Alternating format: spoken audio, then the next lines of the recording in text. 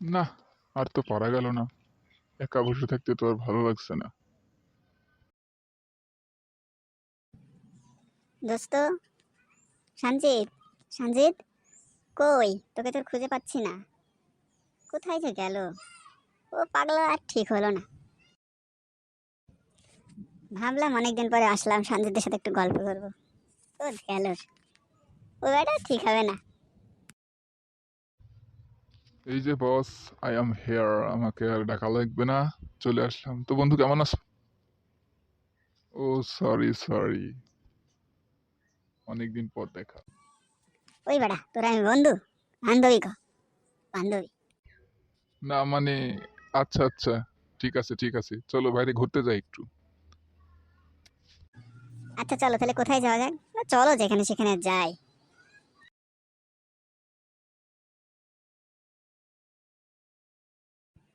যাক, এতদিন পর হয়তো আজকে একটু ওর সাথে বেড়ানোর সুযোগ হলো।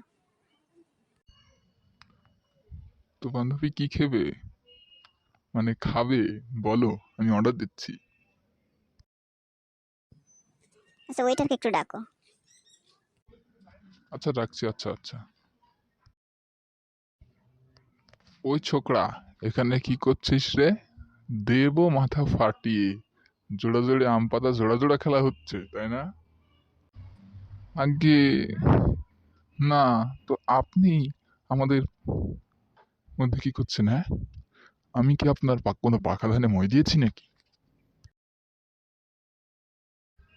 দেখুন, আমাদের মাঝে কিন্তু আপনি আসবেন না। আমাদের এমনি অনেকদিন বাদে দেখা, আপনি আবার চলে এলেন ঝামেলা করতে। তোমরা এদিকে আম পাতা জোড়া জোড়া খেলবে, আর আমি তা সহ্য করব? দাঁড়াও, আজ তোমাদের একদিন কি আমাদের একদিন।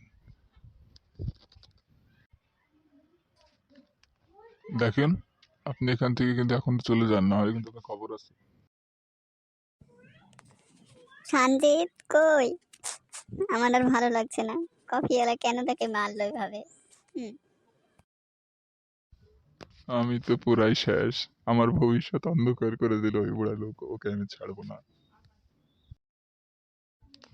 ধুত তোরি, এসব বান্ধবী থাকার চেয়ে না থাকাই ভালো।